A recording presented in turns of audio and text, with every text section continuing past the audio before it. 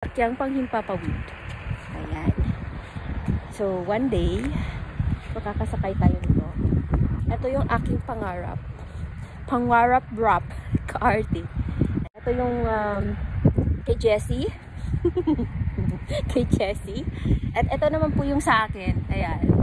Hindi pa gumagana kasi nawawala yung susi.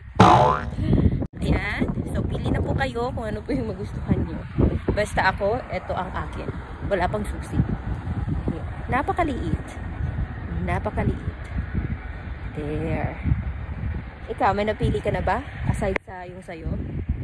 Ha? Jet plane. Para siyang tutubi. Okay. Ayan po yung nasa inside. There are 2 seats. Ayan. Diba? Ang ganda. Ang ganda-ganda. And by the way, we are here in near Asikala.